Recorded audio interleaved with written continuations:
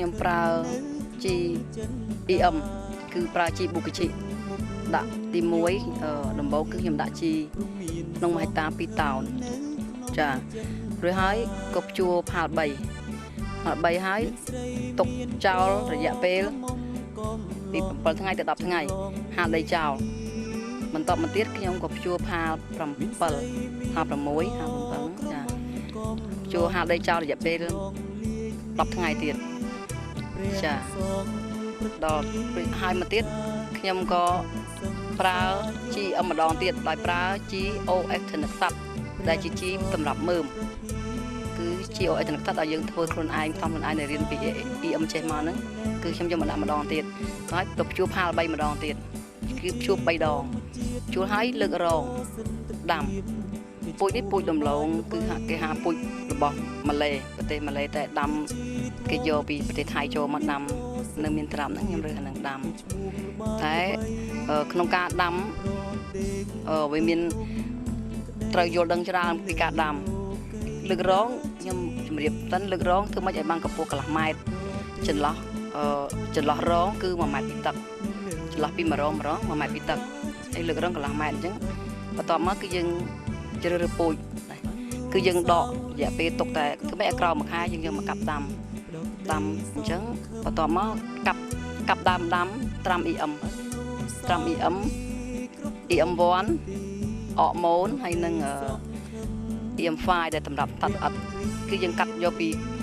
ដើមនេះដែលយើងទិញយកមកហ្នឹងគឺកាត់ចោល3ទឹកពីក្រោមចោលអត់យកទេបន្ទាប់ពី3ទឹកបានយើងយកអញ្ចឹងយើងបែងវាទៅអាខាងគល់ដាក់ដាំត្រាំដោយគល់អាខាងចុងត្រាំដោយចុងទៅហើយអ្នកខ្លះគេនិយមបាញ់ថ្នាំសម្រាប់ស្មៅតែគេមិនបានប្រើនឹងពលកម្មមនុស្សទេតែខ្ញុំប្រើនឹងពលកម្មមនុស្សអញ្ចឹងស្មៅយើងអត់ទៅដោះទេពីព្រោះអីតម្លងដែលយើងបានត្រាំ EM បានត្រាំអីធ្វើតាមបច្ចេកទេសទាំងអស់តម្លងយើងដោះឡើងលឿនដល់ពេលដោះឡើងលឿនថ្មយើងក៏តិចដែរអត់ទៅមានថ្មទេអញ្ចឹង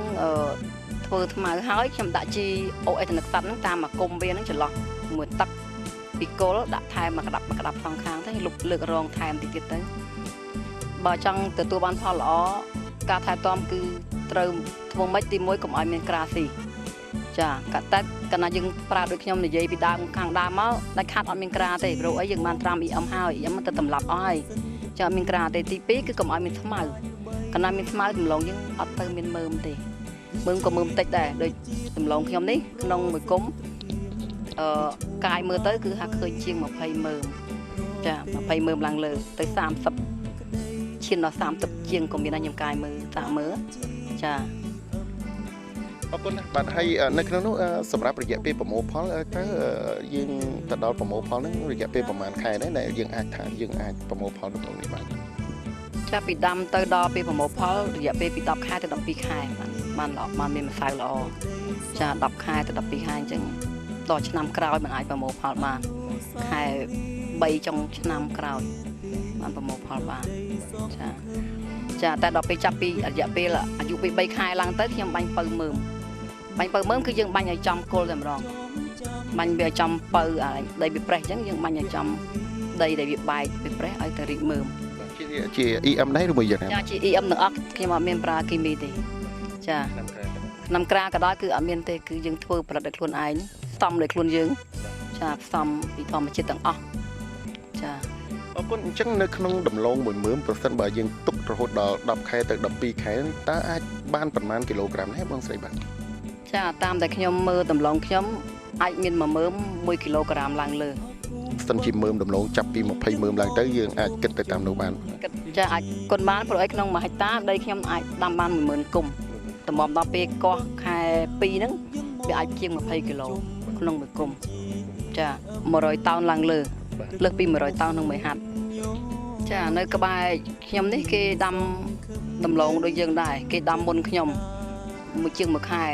អញ្ចឹងខ្ញុំទៅកាយរបស់គេមើលគឺដំឡូងគេក្នុងមួយគុំ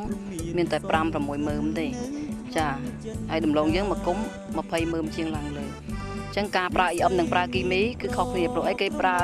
អត់មានប្រើ EM ទេហើយគេកម្ចាត់ស្មៅដោយបាញ់សម្លាប់ស្មៅធ្វើឲ្យដីខូចធ្វើឲ្យទៅប៉ះពាល់នឹងដើមវាធ្វើឲ្យការលូតលាស់របស់មើមវាអត់សូវមានច្រើនទេ ចា ផលដំឡូងនៅក្នុងពេលនេះសម្រាប់យើងលក់ទៅកាន់ទីផ្សារតើយើងបានកម្រិតណាដែរក្នុងតម្លៃនោះបាទ